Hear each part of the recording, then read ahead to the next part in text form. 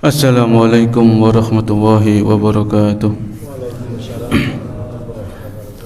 Innal hamdalillah nahmaduhu wa nasta'inuhu wa nastaghfiruh wa na'udzu billahi min shururi anfusina wa min sayyiati a'malina.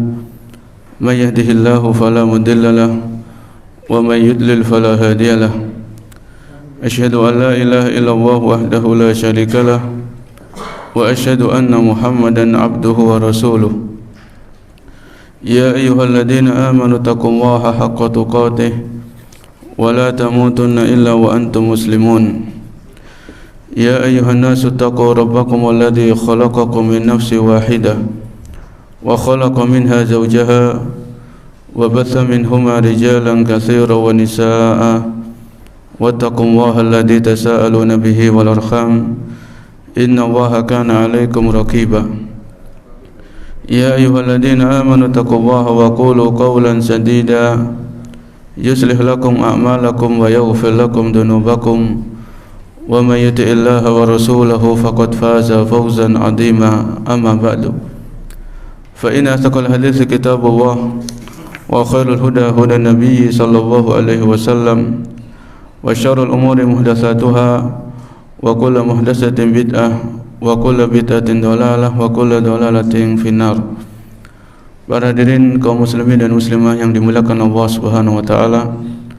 Alhamdulillah pada pagi hari ini, yaitu hari Ahad 15 Rabiul Awal 1445 Hijriah, kita masih diberikan pertolongan, diberikan kemudahan oleh Allah Subhanahu wa taala untuk melangkahkan kaki kita di tempat yang mulia ini untuk tujuan yang mulia, yaitu untuk salat berjamaah dan menuntut ilmu syar'i. Semoga Allah Subhanahu wa taala menganugerahkan kepada kita ilmu yang bermanfaat sebagai bekal ketika kita menghadap Allah Subhanahu wa taala.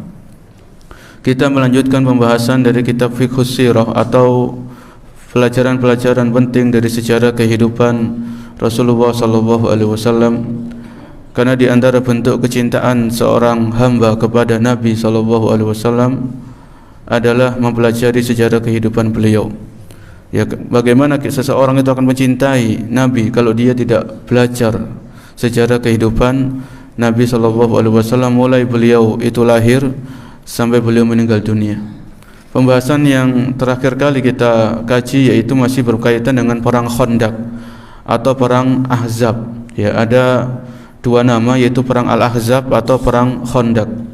Dinamakan perang Al-Ahzab karena di situ kelompok-kelompok kafir, orang-orang musyrik, orang Yahudi itu mereka bersatu untuk melawan kaum muslimin, menghancurkan kaum muslimin di Madinah. Disebut dengan perang Khandaq karena strategi yang dilakukan oleh kaum muslimin, yang dilakukan oleh Nabi sallallahu alaihi wasallam, yaitu membuat parit atau namanya bahasa Arabnya itu Khandaq. Ya. Jadi ini dua nama yang tidak ada perbedaannya. Ada yang menyebutnya perang Ahzab, ada yang mengatakan perang Khandaq. Di antara pelajaran-pelajaran yang bisa kita petik dari perang Khandaq ini, sudah kita masuk pelajaran-pelajarannya ya, karena perang Khandaq ini sudah kita bahas, yaitu pentingnya melakukan tabayun atau tasabbut. Ya. Lama balagha Rasulullah sallallahu alaihi wasallam khabaru Bani Quraidah ba'asa ilaihim arba'atan minas sahaba liyata'akkada min sihhati ma nusiba ilaihim wa hakadha al-mu'minu yatasabbatu fima yablughu min al-akhbar wa la yata'ajjal. Jadi kalau kita ingat kejadian perang Khandaq ini, ketika orang-orang kafir ini sudah tiba, orang-orang musyrik itu sudah tiba di kota Madinah, dan mereka mendapatkan strategi yaitu adanya parit. Dan orang-orang musyrik waktu itu mereka tidak tahu akan strategi ini, karena ini strategi yang baru yang diadopsi oleh Nabi SAW dari seorang sahabat, yaitu Salman Al-Farisi radhiyallahu anhu. Ya, maka ketika kejadian genting seperti itu, kejadian yang sangat-sangat mengkhawatirkan, pasukan musyrikin sudah datang dengan 3.000-an orang atau lebih. Kemudian ada kaum muslimin, mereka siap-siap juga, walaupun sudah ada parit, ada lubang yang dalam dan lebar. Nah, ketika pertemuan dua pasukan ini saling memanah dan sebagainya, maka ada kabar, yaitu orang-orang Bani Quraidah ini mereka melakukan pengkhianatan.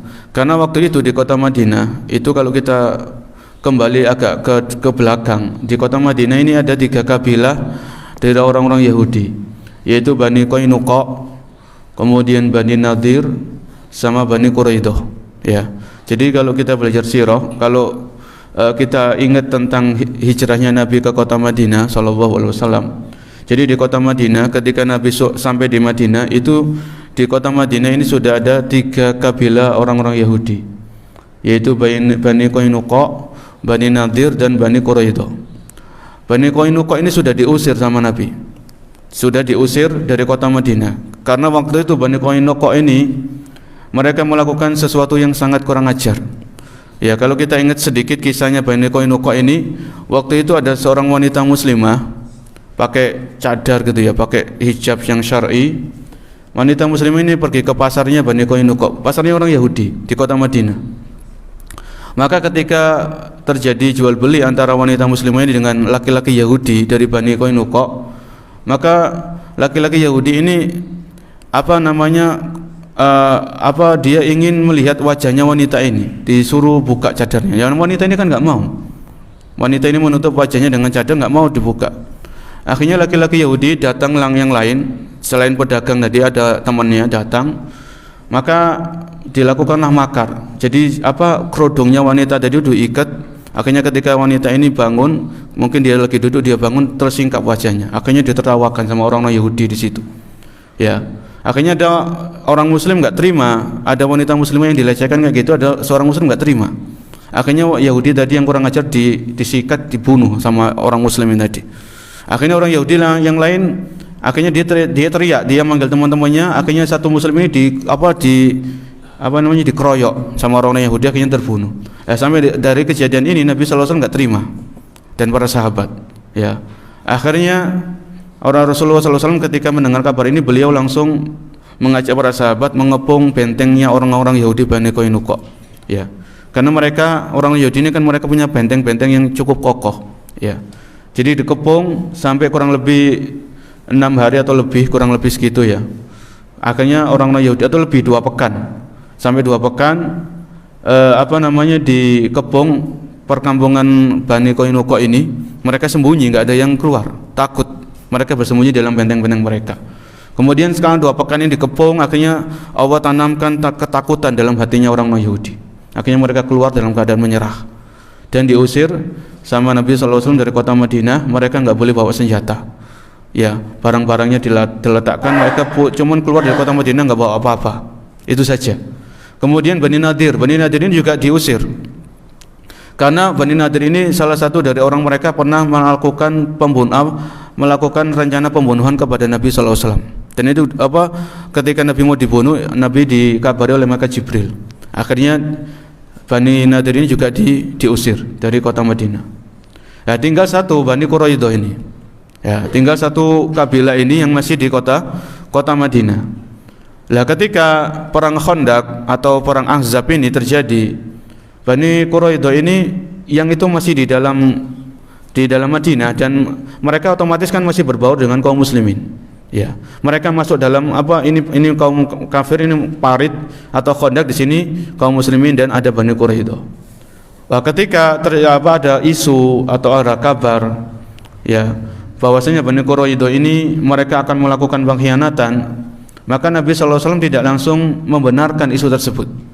Ya, beliau cross check, beliau tabayun. Disebutkan dalam kisah tersebut, beliau mengutus 4 orang sahabat. Ya, ba'asa ilaihim arba'atan minas sahabati liyata'akkada min sihhati ma nusiba ilaihim. Maka Nabi SAW mengutus 4 orang sahabat, suruh ngecek, diperintahkan untuk mengecek benar enggak Bani Quraidah ini mereka berkhianat, mereka memihak kepada musuh.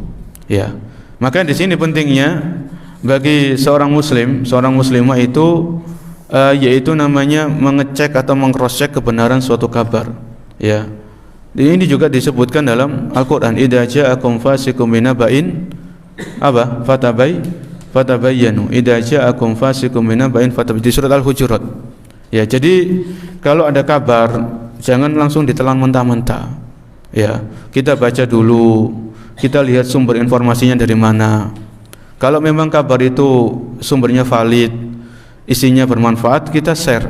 Ya, kita share. Tapi kalau kabarnya sudah nggak jelas, sumbernya nggak tahu dari mana, isinya fitnah dan lain sebagainya, maka kita harus hati-hati. Inilah yang dilakukan oleh Nabi SAW ketika kejadian atau peristiwa perang Khandaq. Beliau mendapatkan kabar akan pengkhianatan Bani Quraidah dan beliau mengutus para sahabat untuk mengecek kebenaran akan hal tersebut. Dan memang betul orang-orang Bani Quraidah ini mereka melakukan pengkhianatan. Karena kalau kita ingat yang mempelopori perang Khandaq ini kan seorang Yahudi namanya Huyai bin Akhtab dari Bani Nadir. Karena dia enggak terima diusir dari Madinah, akhirnya Huyai bin Akhtab ini ngompor-ngompori orang-orang musyrik, orang kafir untuk menyerang kaum muslimin di Madinah. Ya, Huyai bin Akhtab ini waktu itu memang dia punya sahabat dari kalangan dari seorang Bani Quraidah. Maka dia datang ke rumahnya sahabatnya ini, diajak-ajaki supaya sahabatnya ini mengkhianati Nabi SAW dan para sahabat. Ya, ini diantara pelajaran yang juga kita petik dari perang Khandaq.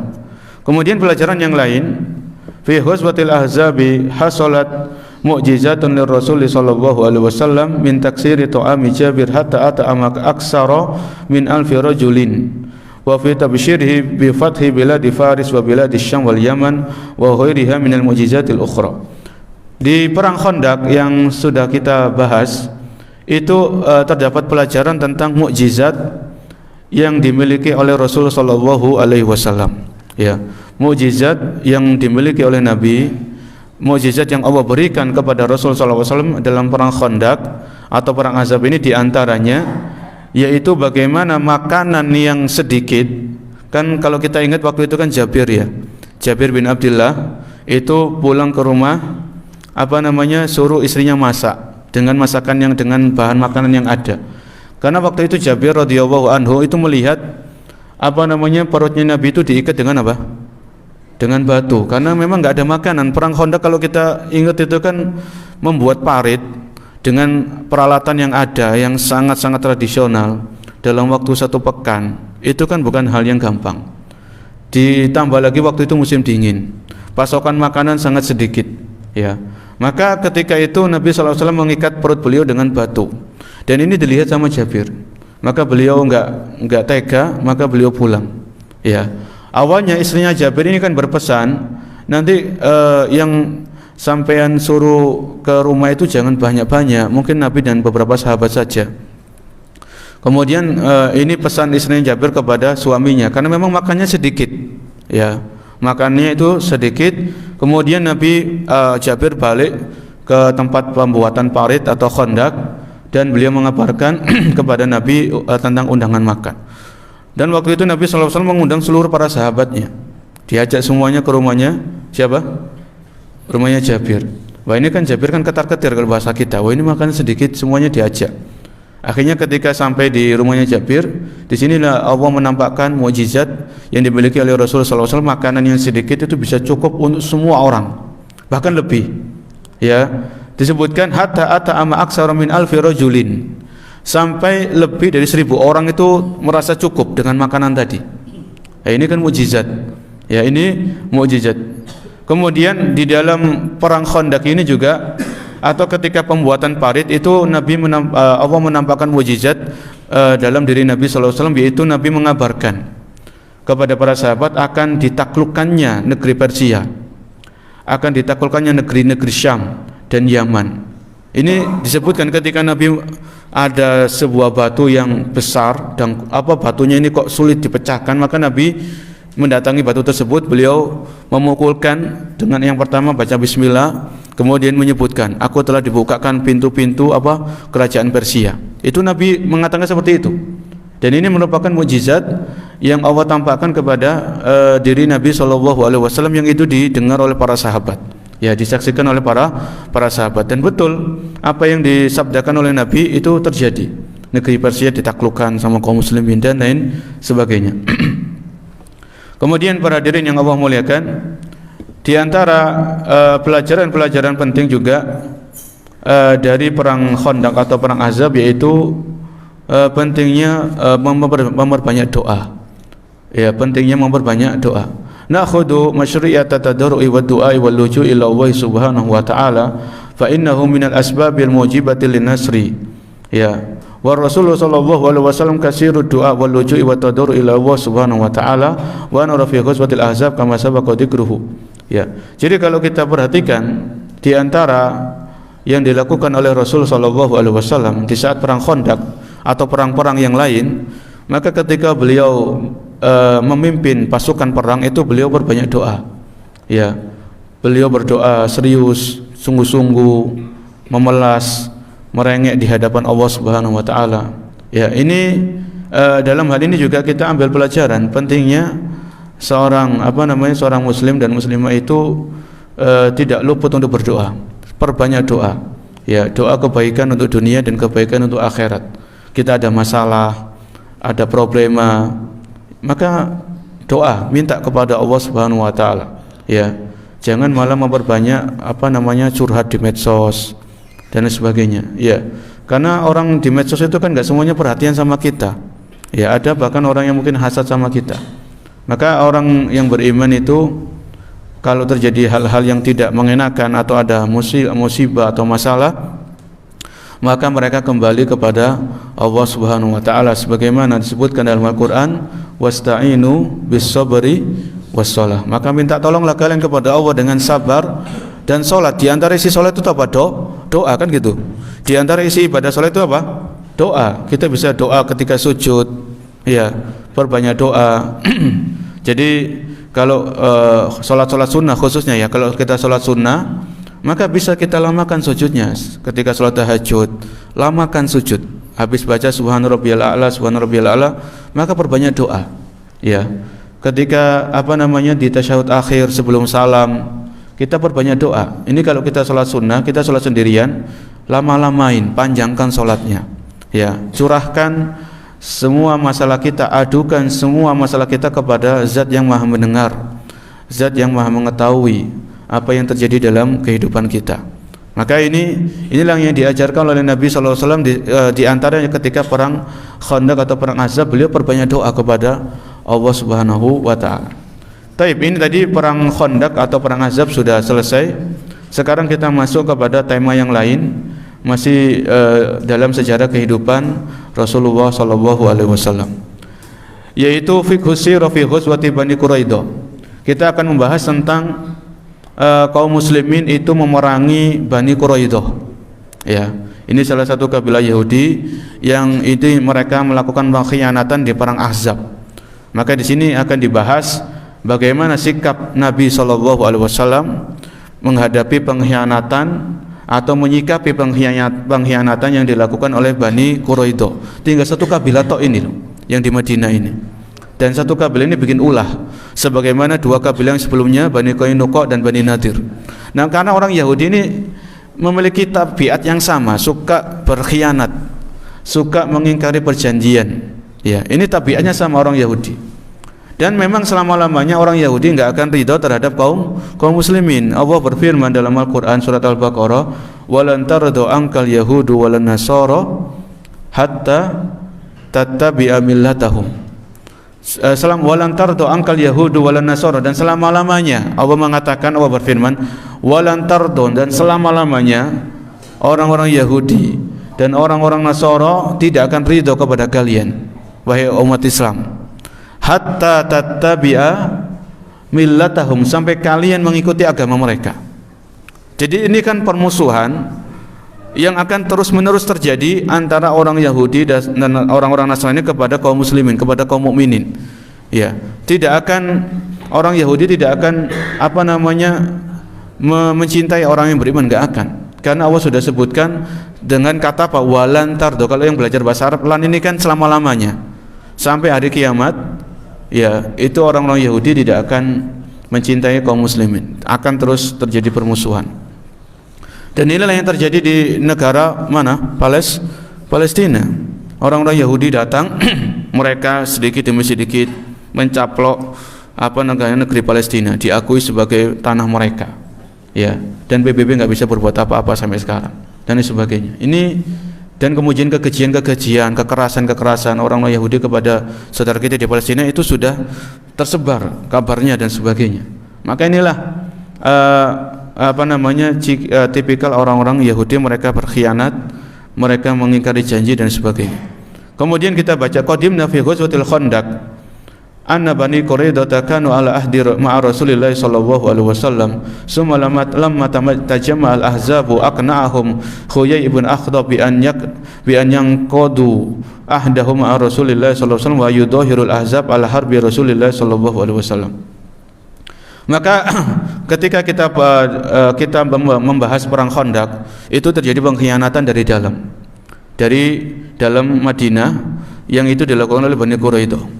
Hanya saja pengkhianatan ini enggak bermanfaat sama sekali, karena Allah memberikan kemenangan kepada kaum muslimin di perang Khandaq. Allah datangkan angin dan sebagainya. Ya. Fama ajda dzalika anhum syai'an. Ya, walaupun orang-orang Bani Quraidah ini berkhianat, mereka bersekongkol dengan dengan pasukan-pasukan musuh, maka itu tidak menggentarkan pasukan kaum muslimin sama sekali. Ya. Wa adal ahzab wa Banu Quraidah bil khusran. Dan Allah Subhanahu wa taala menjadikan orang-orang Yahudi, Bani Quraidah dan orang-orang musuh-musuh Islam ini menjadikan mereka orang-orang yang rugi dan binasa dan sengsara. Ya, sebagaimana Allah sebutkan dalam surat Al-Ahzab ayat 25.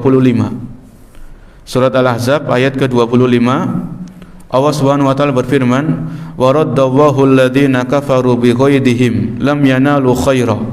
Dan Allah membalikkan makar-makar yang dilakukan oleh orang-orang kafir, lam yanalu khaira, orang-orang kafir itu tidak mendapatkan kebaikan sama sekali.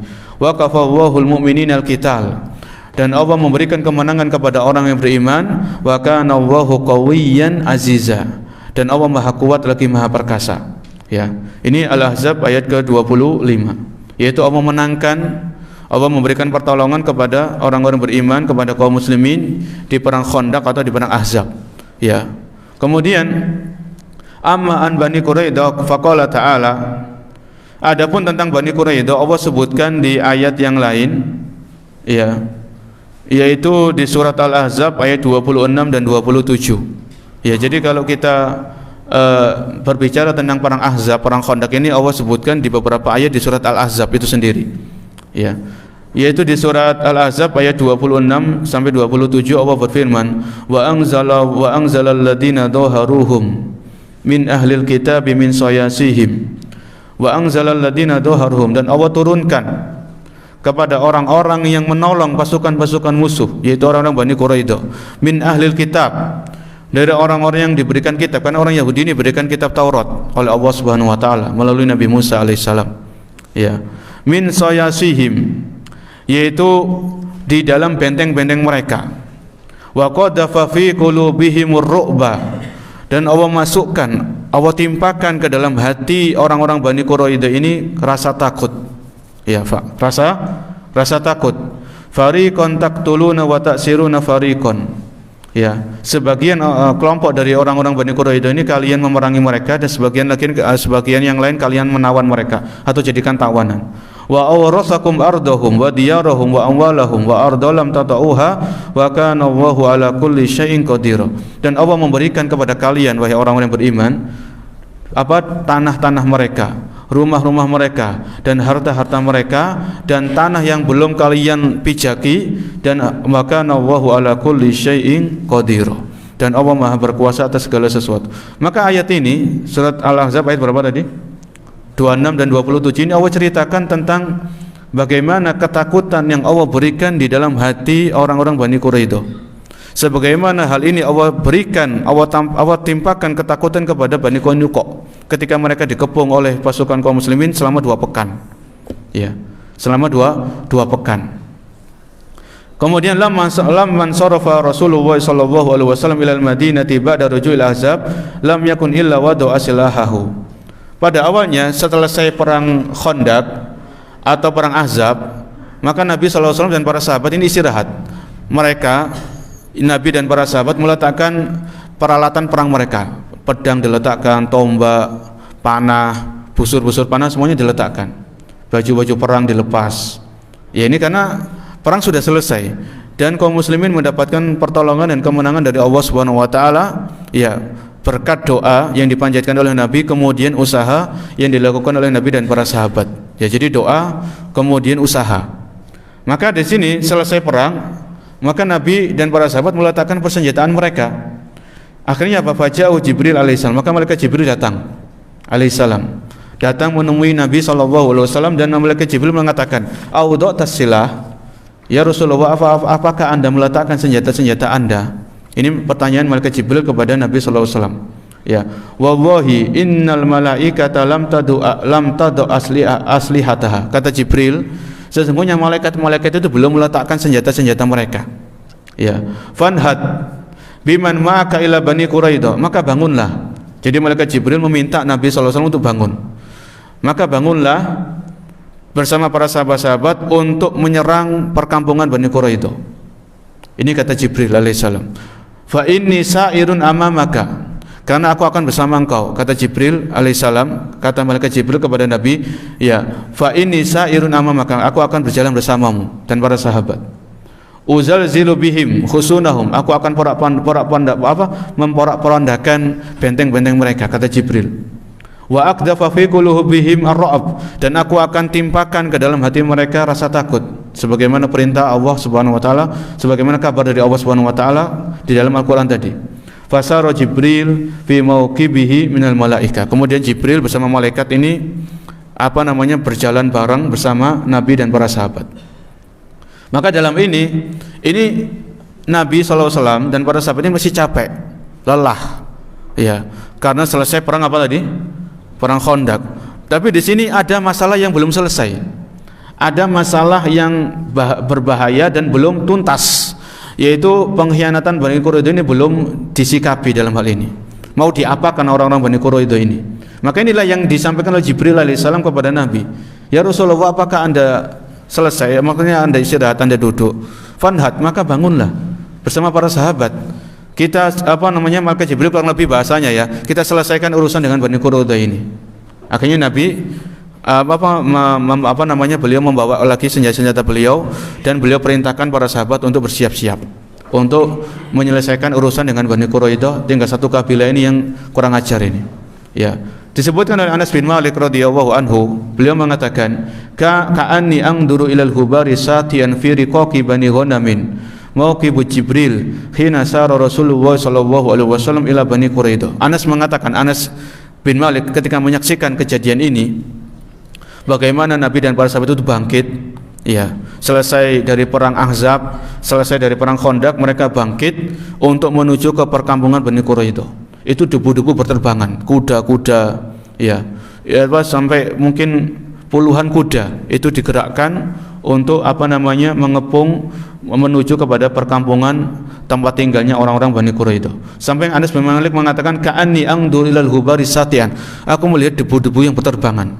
Saking banyaknya pasukan, termasuk di situ malaikat-malaikat yang Allah utus untuk membantu kaum muslimin menyelesaikan urusan mereka dengan Bani Quraidah. Sampai debu-debu berterbangan, kata Anas bin Malik.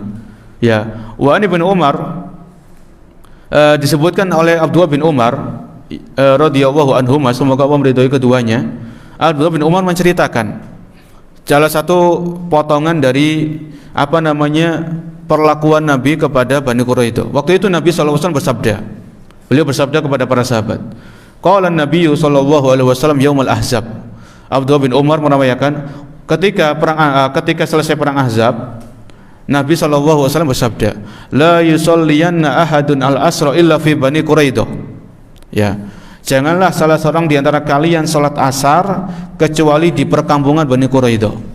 Jadi kita bisa bayangkan waktu itu, mungkin ya waktu itu bisa jadi waktu itu adalah ketika waktu salat duhur, selesai salat duhur atau masih waktu duhur, Nabi bersabda kepada para sahabat, la yusalliyanna ahadun al-asra illa fi Bani Quraidah. Janganlah kalian salat asar kecuali sudah di perkampungan Bani Quraidah. Ya, maka ini sabda Nabi kepada para sahabat, janganlah kalian menjalankan salat asar kecuali di tempatnya perkampungan Bani Quraidah. Kemudian para sahabat berjalan, mereka bergerak menuju ke perkampungan Bani Quraidah. Fa adraka ba'duhum al-asra fit thariq. Maka ketika perjalanan ini, maka sudah datang waktu asar. Ya, di tengah-tengah jalan. Faqala ba'duhum la nusalli hatta na'tiyahum. Wa qala ba'duhum bal nusalli. Maka dalam hal ini para sahabat ini berbeda pendapat, ada khilaf di antara mereka. Ini sudah masuk waktu asar ini, sudah masuk waktu asar. Akhirnya sebagian sahabat ini sholat asar di jalan. Belum sampai di perkampungan Bani Quraidah, mereka sholat asar di tengah jalan, kan sudah masuk waktu. Faqala ba'duhum, sebagian sahabat yang lain, la nusalli hatta na'tiyahum. Ya. Maka kita enggak sholat asar sampai kita datang sampai di perkampungan Bani Quraidah. Bal nusalli, sebagian lagi tetap kita sholat dulu aja. Ya, lam yarud minna dalika. Tapi hal itu tidak memecah persatuan dari kalangan para sahabat. Pada qaradalika lin Nabi sallallahu alaihi wasallam falam yu'annif ahadan minhum. Maka ketika perselisihan atau dalam artian perbedaan pendapat ini terjadi di kalangan para sahabat, ini dikabarkan kepada Nabi sallallahu alaihi wasallam. Maka Nabi tidak mencela yang salat asar di tengah jalan karena sudah masuk waktunya, maka itu dibolehkan oleh Nabi. Yang salat asar di perkampungan Bani Quraidah walaupun sudah habis waktunya, sudah masuk maghrib, itu dibenarkan oleh Nabi sallallahu alaihi wasallam. Karena ini terjadi perbedaan dalam pemahaman pemahaman terhadap hadis. Jadi Nabi bersabda, janganlah kalian sholat asar kecuali sudah di perkampungan Bani Quraidah. Ya, ini makna yang pertama. Maksudnya para sahabat ini hanya bersegera untuk melakukan perjalanan sehingga bisa sholat asar dan mereka sudah sampai di Bani Quraidah. Kemudian pemahaman yang lain, tetap kita sholat asar saja, nanti sampai-sampainya tetap kita bergegas, bersegera, bercepat-cepat. Tapi kalau memang sudah masuk asar, ya kita sholat dulu. Ya, makanya di antara sahabat-sahabat tadi ada yang mereka sholat asar di waktu maghrib atau di waktu isya karena perjalanan tadi. Ya, perjalanan menuju kampungnya Bani Quraidah. Dan ini dibenarkan, semuanya dibenarkan oleh Nabi sallallahu alaihi wasallam. Kemudian para jemaah yang Allah muliakan, wa kharaja Rasulullah sallallahu alaihi wasallam fi salasati alafin muqatilin wa ma'ahum sittun wa salasuna farasan wa darabal hisara ala Bani Quraidah bid'ata asyara laita. Disebutkan ketika Nabi sallallahu alaihi wasallam itu keluar bersama para sahabat menuju perkampungan Bani Quraidah, maka beliau membawa 3.000 pasukan. Ya. Nabi membawa 3.000 pasukan dan 36 pasukan berkuda. Jadi dari 3.000 ini, dari 3.000 tadi, itu diantaranya 36 pasukan perang yang membawa kuda. Yang lain sisanya jalan kaki. Jalan kaki. Ya, kemudian sampai di perkampungan Bani Quraidah, wa darabal khisara ala Bani Quraidah bid'a asyrata lailah. Sampai di perkampungan Bani Quraidah, maka Nabi dan para sahabat dikepung ini. Ya, ditunggu ada enggak orang Yahudi yang mau keluar dan mau duel atau mau perang. Ditunggu sampai kurang lebih 11 sampai 19 hari. Ya, ditunggu sama Nabi dan para sahabat. Dan orang-orang Bani Quraidah sudah tahu akan kedatangan kaum muslimin di perkampungan mereka. Makanya mereka sembunyi di dalam benteng-benteng mereka. Mereka tahu. Ya. Kemudian disebutkan waradallahu Huyai bin Akhtab hatta ja'a wa dakhala al-hisna wa qadafa Allahu fi qulubihim ru'ba washtadda 'alaihim al-hisar fa talabu an yab'asa ilaihim Abu Lubabah ibn Abdul Mundir. Ya. Jadi bayangkan selama 1 pekan lebih ini dikepung orang-orang Bani Quraidah ini. Mereka hanya bisa aktivitas di dalam benteng-benteng mereka masing-masing. Enggak ada yang berani keluar. Ya. Karena sudah keadaan yang sangat tidak mengenakan seperti ini, maka orang-orang Bani Quraidah ini diantaranya mereka minta, ada sekelompok Bani Quraidah ini keluar minta kepada Nabi sallallahu alaihi wasallam untuk mengutus salah seorang di antara kaum muslimin. Ya, mengutus satu orang di antara pasukan muslim namanya Abu Lubabah. Ini seorang sahabat namanya Abu Lubabah ibn Abdul Mundir radhiyallahu anhu. Liyastashiruhu fa'adina lahu Rasulullah sallallahu alaihi wasallam fa'atahu. Karena Abu Lubabah ini dulunya sebelum beliau masuk Islam itu memang ada sering berkomunikasi dengan, sering bergaul dengan orang Yahudi Bani Quraidah sebelum beliau masuk Islam, Abu Lubabah ini. Makanya di sini orang-orang Yahudi Bani Quraidah minta kepada Nabi sallallahu alaihi wasallam untuk supaya Abu Lubabah radhiyallahu ini datang kepada mereka. Karena orang Yahudi ini akan minta pendapat, ya, minta pendapatnya Abu Lubabah radhiyallahu anhu. Apakah orang Yahudi ini keluar memerangi kaum muslimin atau langsung menyerah begitu saja atau bagaimana? Fa'atahum. Kemudian Abu Lubabah radhiyallahu anhu mendatangi salah satu bentengnya orang Yahudi, didatangi. Ya, falamma ra'awhu qama ilaihi rijal wa jahisha ilaihi nisa wasibyan yabquna fi wajhi faraqallahum. Namanya Abu Lubabah. Ini datang ke bentengnya orang Yahudi tadi. Abu Lubabah melihat wanita-wanita, anak-anak pada menangis. Ya. Karena orang Yahudi ini kan mereka punya istri, punya anak. Ini pada nangis karena mereka tahu ini perkampungan mereka sudah dikepung dari segala arah. Mereka nggak bisa ngapa-ngapain. Ini nangis. Ya, kalau bahasa kita kan melas dan lain sebagainya. Faraqallahu, makanya Abu Lubabah ini awalnya ya namanya lihat wanita sama anak nangis ya enggak tega. Faraqallahu, agak ada ketidaktegaan. Kemudian orang-orang Yahudi Banu Quraidah mengatakan kepada Abu Lubabah radhiyallahu ya Abu Lubabah, atarona nanzilu ala hukmi Muhammadin? Wahai Abu Lubabah, bagaimana pendapatmu? Apakah kita akan menyerah saja kepada Muhammad seperti itu? Kita mengikuti hukum yang beliau sampaikan, yang beliau terapkan. Apa kata Abu Lubabah? Qala na'am. Iya, kalian ikut saja apa yang dilakukan oleh Rasulullah kepada kalian. Kalian terima saja. Nasib kalian nanti mau diapakan itu kalian terima saja. Ini kata Abu Lubabah. Ya. Jadi orang Yahudi ini enggak tahu mereka mau diapakan, mau dibantai gitu saja, mau diperangi atau gimana, mereka enggak tahu. Karena ini masih disembunyikan oleh Nabi. Jadi ini strategi, ya, strategi yang masih disembunyikan oleh Nabi, belum diterapkan. Kira-kira nanti apa yang akan dilakukan oleh Nabi kepada orang-orang Yahudi Bani Quraidah. Ini ada sahabat yang tahu, ada yang sahabat yang belum tahu. Wa asyara biyadi ila halqihi ila dabakh. Waktu itu Abu Lubabah ini namanya keceplosan, ya, bahasa kita itu keceplosan, enggak sengaja. Ya. Ketika orang-orang Yahudi Bani Quraidah ini bertanya, "Ya Abu Lubabah, kira-kira pendapat Anda bagaimana? Apakah kita menyerah? Kita ikut dengan hukum yang dilakukan oleh Nabi sallallahu alaihi wasallam atau bagaimana?" Maka Abu Lubabah, "Iya, kalian ikut saja." Maka Abu Lubabah itu mengisyaratkan kepada lehernya, yaitu seperti ini. Maksudnya, tapi orang-orang Yahudi ini enggak paham. Mereka itu enggak paham kalau mereka itu akan dibunuh satu persatu oleh Nabi dan para sahabat. Maksudnya yang laki-laki. Cuman Abu Lubabah itu cuma mengisyaratkan begini saja. Wah, di sini Abu Lubabah ini keceplosan dan beliau menyesali akan hal itu. Qala Abu Lubabah, ya, fa wallahi ma zalat qadamaya fi makani hatta araftu anni qad khuntu Allah wa rasulah. Jadi ketika Abu Lubabah waktu beliau mengingat, maka beliau itu melakukan kesalahan. Beliau mengabarkan kepada orang Yahudi tentang eksekusi mati yang akan diterapkan oleh Nabi kepada orang-orang Yahudi Bani Quraidah. Namun orang Yahudi ini enggak paham. Cuman Abu Lubabah cuma ngasih isyarat begini saja. Mereka enggak paham. Tapi dalam hal ini Abu Lubabah beliau menyesali akan perbuatan tersebut dan beliau merasa telah mengkhianati Allah dan Rasulnya.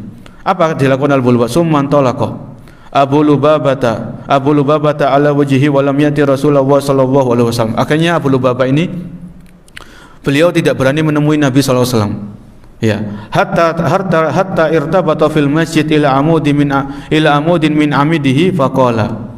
Akhirnya Abu Lubabah ini pergi ke Masjid Nabawi. Waktu itu Masjid Nabawi kan ada tiang-tiang dari pelepah kurma, ya, pelepah kurma. Waktu itu kan belum ada beton dan sebagainya. Jadi masjid itu tiang-tiangnya itu dari pelepah kurma, dari pohon-pohon kurma itu, ya. Maka Abu Lubabah mengikatkan dirinya di salah satu tiang di Masjid Nabawi, ya. Kemudian Abu Lubabah mengatakan, la abrahu makani hatta yatuba Allahu alayya. Aku tidak akan meninggalkan tempat ini sampai Allah menerima taubatku, ya, mimma sana'tu, terhadap apa yang kau lakukan. Yaitu Abu Lubabah membuat, dalam artian beliau keceplosan, memberikan isyarat kepada orang Yahudi bahwasanya mereka akan dibunuh satu persatu oleh Nabi dan para sahabat, ya. Wa ahadallahu alla ata bani Quraidah abadan wala arafi baladin khuntullah wa rasulahu fi abadan. Dan Abu Lubabah ini berjanji untuk tidak mendatangi lagi perkampungan Bani Quraidah, ya. Ini penyesalan dari Abu Lubabah radhiyallahu anhu karena beliau keceplosan dalam hal ini, tidak sengaja mengabarkan kepada orang Yahudi Bani Quraidah bahwasanya mereka dibunuh. Tapi orang Yahudi mereka enggak paham dalam hal ini. Mereka enggak paham isyarat yang diberikan oleh Abu Lubabah radhiyallahu taala anhu. Qala Ibnu Hisham, Seorang ahli sejarah namanya Ibnu Hisham, ya. Beliau mengatakan fa anzalallahu fi Abi Lubabah fi ma qala Sufyan bin Uyayna an Ismail bin Abi Khalid an Abdullah bin Abi Qatadah, ya. Berkaitan dengan kisahnya Abu Lubabah di sini, Allah menurunkan ayat di surat Al-Anfal ayat ke-27. Surat Al-Anfal ayat nomor 27, yaitu Allah Subhanahu wa taala berfirman, ya ayyuhalladzina amanu, wahai orang-orang yang beriman, la takhunullaha war rasula, janganlah kalian mengkhianati Allah dan mengkhianati Rasul, wa takhunu amanatikum wa antum ta'lamun, dan janganlah kalian mengkhianati amanah-amanah yang dibebankan kepada kalian sedangkan kalian mengetahui, ya.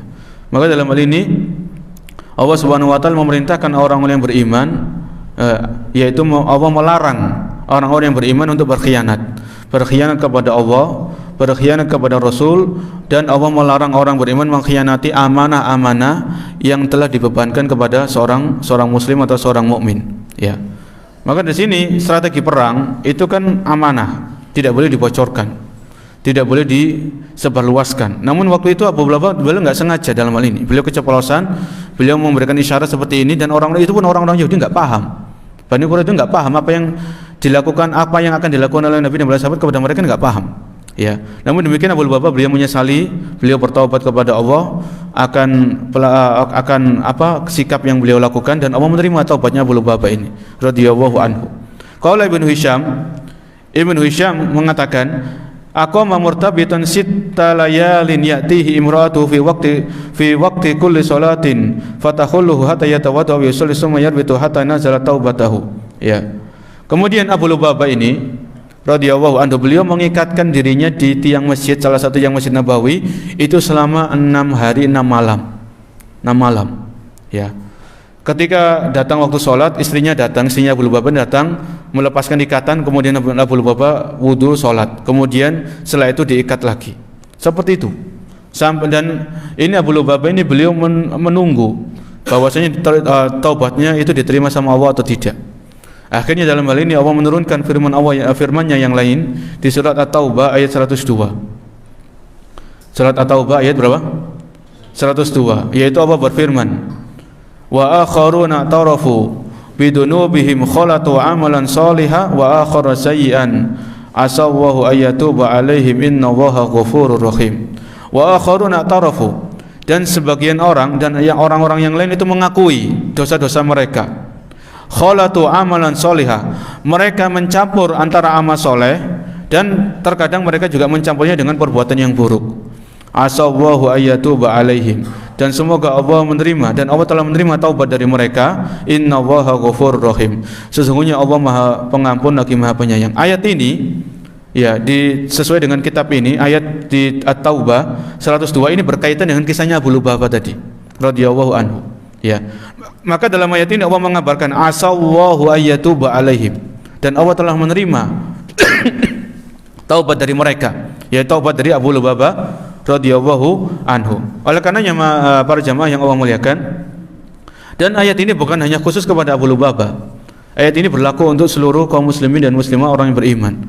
Ya, wa akharuna tarafu bidunubihim khalatu amalan salihan wa akhara sayyi'an. Oleh karenanya kita kan manusia biasa ini. Kita manusia biasa, kita bukan nabi, bukan rasul, bukan malaikat.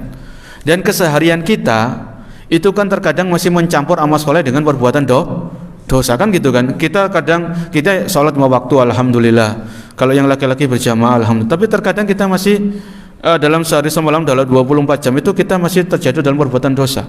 Ya, ada yang mungkin ngerasani, ngegosip, ya, dosa mata, dosa telinga, dosa hati. Maka di sini oleh karenanya kita ketika kita tahu diri kita itu terkadang taat, kadang maksiat, ya, mencampur amal soleh. Allah sebutkan tadi apa? Khalatu amalan solihah wa akhara sayyi'ah. Mereka mencampur, kadang taat, kadang maksiat, kadang alim, kadang ya rusak-rusak dan sebagainya. Maka dalam hal ini orang yang beriman itu enggak boleh putus asa. Ia berbuat dosa, iya. Kita mengakui dosa-dosa kita. Kita tahu ini salah, maka kita memohon ampun, kita istighfar, kepada Allah Subhanahu wa taala. Di antaranya Nabi SAW mengajarkan kita zikir Sayyidul Istighfar setiap pagi dan petang. Yang di antara redaksi Sayyidul Istighfar, wa abu'u laka bidambi faghfirli. Apa artinya wa abu'u laka bidambi? Ya Allah, aku akui dosa-dosaku terhadapmu. Abu'u laka bi ni'matika alayya wa abu'u laka bidambi. Ya Allah, aku akui nikmat-nikmat yang kau berikan kepadaku dan aku akui dosa-dosaku, maka ampunilah diriku. Inilah yang diajarkan oleh Nabi SAW kepada kita. Pagi dan petang kita baca Sayyidul Istighfar. Ya, bahkan Nabi SAW itu beliau mengajarkan kita dalam sehari, berapa kali istighfarnya Nabi dalam sehari semalam? 70 kali. Riwayat lain lebih dari 100 kali. Ya, maka ayat ini mengingatkan kita, atau pada di 102, kita ini masih golongan ini, kita masih mencampur ketaatan kadang dengan kemaksiatan dan sebagainya. Maka kita juga perlu bertaubat, perlu istighfar, mohon ampun kepada Allah Subhanahu wa taala. Kita lanjutkan kisah pengepungan kampung Bani Quraidah yang dilakukan oleh Nabi dan para sahabat. Summa inna Bani Quraidah tanazzalu ala hukmi Rasulillah sallallahu alaihi wasallam. Akhirnya Bani Quraidah ini enggak punya pilihan. Wis mereka pasrah. Walaupun mereka enggak tahu ya, orang-orang Bani Quraidah ini enggak tahu apa yang akan dilakukan kepada mereka, enggak tahu. Mereka keluar dari bentengnya, mereka menemui Nabi sallallahu alaihi wasallam. Fatawasabal al-ausu ila Rasulillah sallallahu alaihi wasallam yaltamisuna minhul ihsan ila khulafai Bani Quraidah kama ahsana ila Bani Qainuqa khulafa al-Khazraj. Akhirnya orang-orang Bani Quraidah ini ketika mereka keluar, itu mereka menemui orang-orang Aus, suku Aus. Jadi kalau kita ingat ya, di Madinah ini dulu ada dua suku atau kabilah besar, kabilah Aus dan kabilah Khazraj. Aus ini ya, di antara orang-orang Aus ini adalah seorang sahabat namanya Sa'ad bin Mu'ad radhiyallahu anhu. Ada suku Khazraj. Kalau kita ingat tadi ke belakang, orang-orang Yahudi Bani Qainuqa tadi yang kurang ajar juga. Ini orang-orang Bani Qainuqa ini ada kedekatan sama orang-orang Khazraj. Maksudnya kedekatan dalam segi muamalah dan sebagainya. Ya. Oleh karena ketika Bani Qainuqa ini melakukan perbuatan yang kurang ajar kepada wanita muslimah tadi, maka Bani Qainuqa ini diusir sama Nabi sallallahu alaihi wasallam, diusir. Ya. Adapun yang laki-laki Yahudi Bani Qainuqa yang membunuh orang muslim tadi dikisos, dia juga dibunuh. Namun orang-orang Bani Qainuqa ini mereka dibiarkan keluar dari kota Madinah, mereka meninggalkan barang-barang berharga mereka, meninggalkan senjata-senjata mereka disuruh keluar gitu saja. Ini Bani Qainuqa. Karena apa? Karena mereka ngelobi suku Aus tadi. Ya, karena mereka pernah berbuat baik sama suku Aus, maka suku Aus ini mereka meminta kepada Nabi SAW supaya Bani Qainuqa ini enggak diapa-apakan. Maksudnya enggak dibunuh, kecuali orang yang membunuh orang Islam tadi ya. Yang selainnya suruh keluar gitu aja. Adapun ini Bani Quraidah ini juga sama. Mereka melobi suku Aus, ya, supaya suku Aus ini ngomong kepada Nabi SAW agar Bani Quraidah ini diperlakukan seperti Bani Qainuqa. Cuman disuruh keluar dari Madinah, senjata-senjata mereka ditinggalkan, barang-barang berharga ditinggalkan, wis keluar dengan baju mereka saja. Ini yang diinginkan Bani Quraidah. Oleh karenanya mereka ngomong kepada suku Aus. Waktu itu Aus dan Khazraj kan sudah bersatu dan jadi kaum muslimin, sudah beriman. Akhirnya Nabi SAW mengutus, ya, ala tardawna an yahkuma fihim rajulun minkum. Kalian ridho enggak suku Aus? Nanti saya pilih satu orang yang memberikan hukum di antara kalian. Akhirnya suku Aus ini mengatakan qaulu bala ya Rasulullah. Fadzaka ila Sa'id bin Mu'ad. Maka saya pilih Sa'ad bin Mu'ad untuk memberikan keputusan kepada kalian. Apa yang perlu dilakukan kepada Bani Quraidah? Ya. Kemudian waktu itu ya Sa'ad bin Mu'ad radhiyallahu anhu ini masih terluka. Karena perang Khandaq, perang Azab ini beliau terluka. Ya, masih berkucuran darah dan sebagainya. Akhirnya Sa'ad bin Mu'ad ini ditandu oleh para sahabat untuk datang ke perkampungan Bani Quraidah. Setelah Sa'ad bin Mu'ad ini datang sampai di tempat tersebut, Nabi mengatakan sallallahu alaihi wasallam mengatakan kepada para sahabat, khususnya kepada orang-orang Ansar, qumu ila sayyidikum au khairikum, berdirilah kalian untuk menyambut orang-orang tuan kalian, orang terbaik di antara kalian. Ini pujian dari Nabi sallallahu alaihi wasallam kepada siapa?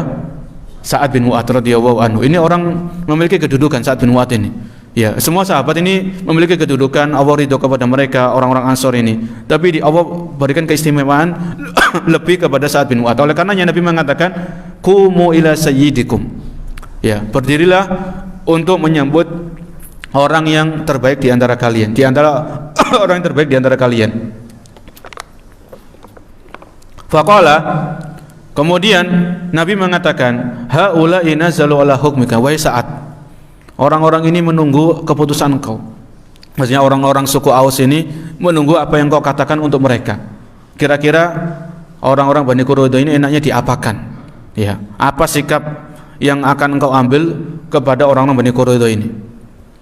Kemudian Sa'ad bin Mu'adz mengatakan radhiyallahu taala anhu, "Qadaitu bi hukmillahi wa bi hukmil malik." Maka aku memutuskan dalam perkara ini dengan hukum Allah Subhanahu wa taala. Maksudnya, kata Sa'ad bin Mu'adz radhiyallahu anhu kurang lebih, aku memutuskan perkara ini sesuai dengan hukumnya Allah Subhanahu wa taala dan hukumnya Rasul sallallahu alaihi wasallam. Ini diserahkan kembali kepada Nabi sallallahu alaihi wasallam. Maka orang-orang Ansor ridho.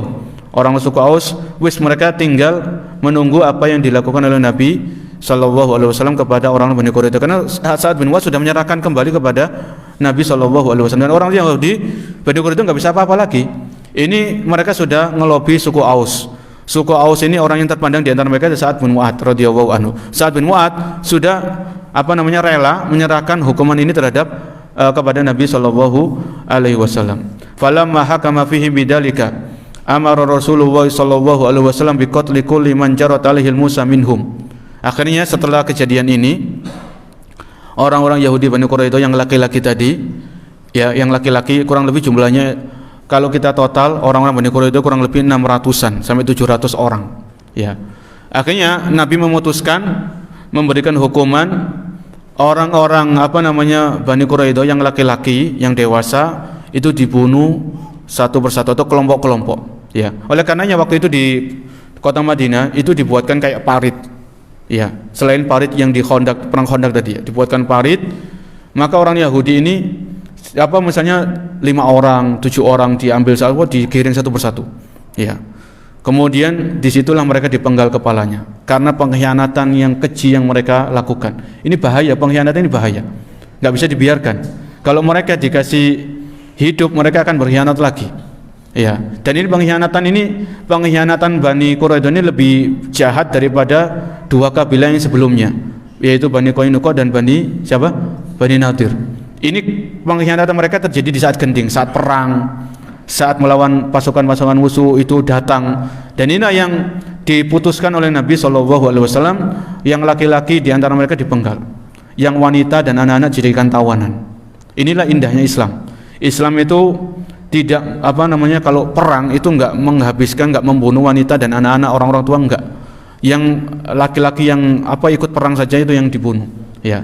Kemudian adapun anak-anak yang anak-anak yang masih balik atau belum balik ini dilihat. Kalau mereka sudah balik, di antara tanda-tanda ada sudah tumbuh rambut di kemaluan mereka, ini dibunuh juga. Kalau anak-anak yang masih belum tumbuh rambut rambut di sekitar kemaluan mereka, ini dibiarkan.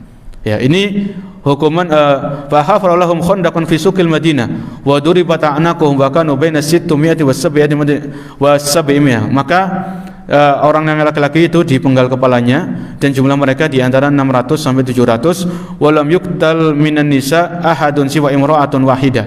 Ya. Jadi yang dibunuh itu cuma laki-lakinya saja, yang perempuan dan anak-anak tidak dibunuh. Adapun dari Bani Quraidah yang dibunuh dari wanita cuma 1.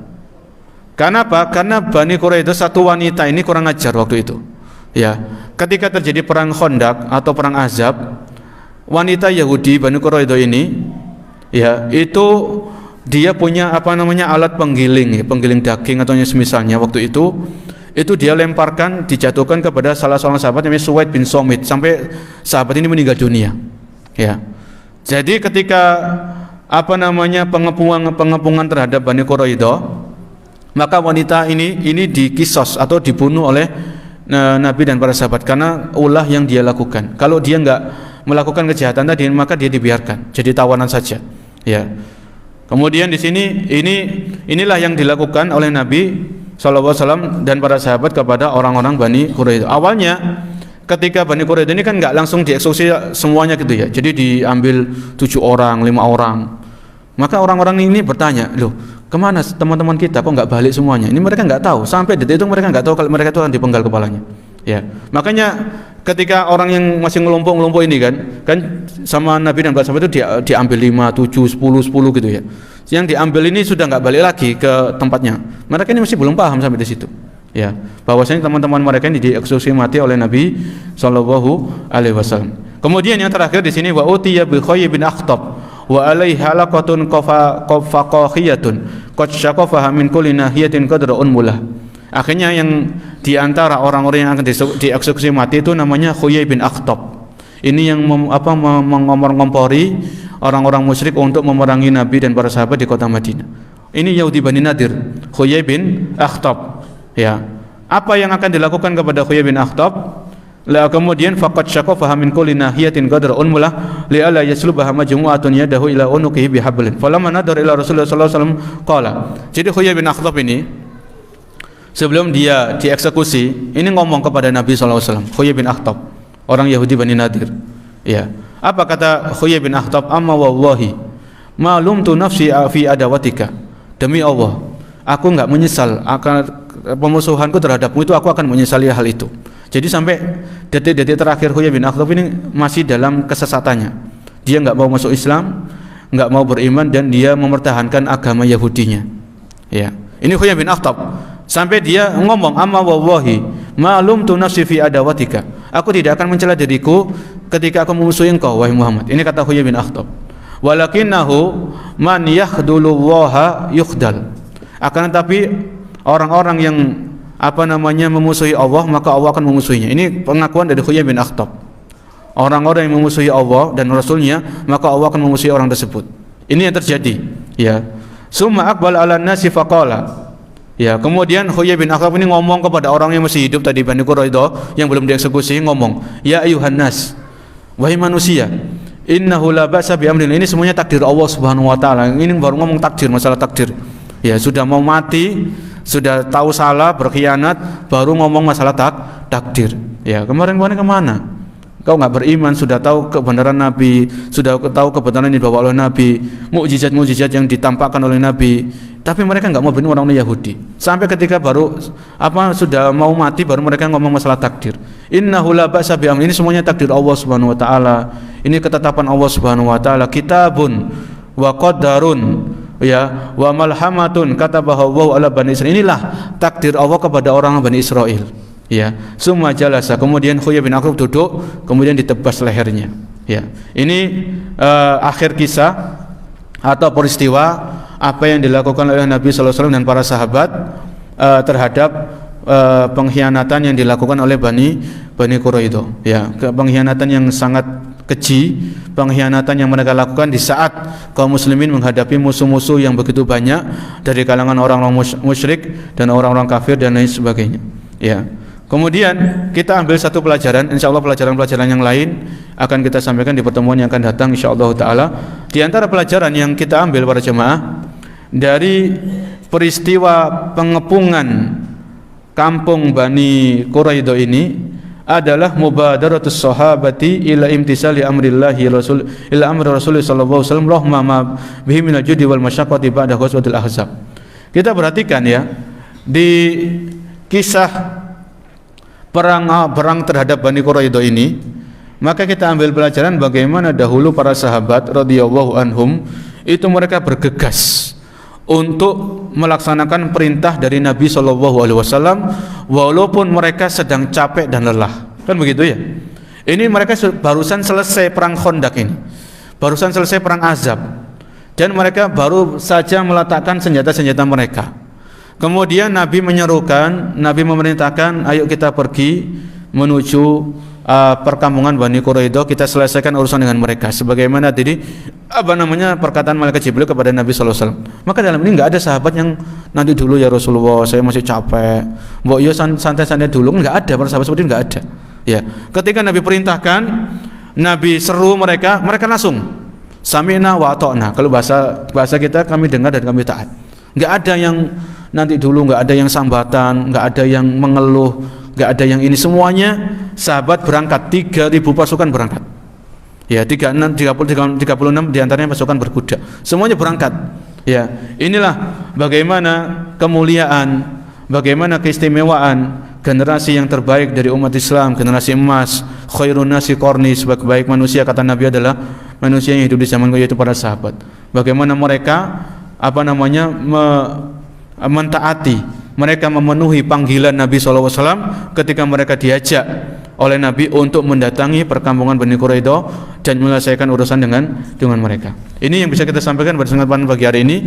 Insyaallah pelajaran-pelajaran yang lain yang juga enggak kalah pentingnya dari peristiwa Bani Quraidah ini akan kita sampaikan, akan kita bahas di pertemuan yang berikutnya insyaallah taala. Semoga bermanfaat. Kurang lebihnya saya mohon maaf sebesar-besarnya. Kita akhiri subhanakallahumma wa bihamdika asyhadu an la ilaha illa anta astaghfiruka wa atubu ilaik. Assalamualaikum warahmatullahi wabarakatuh.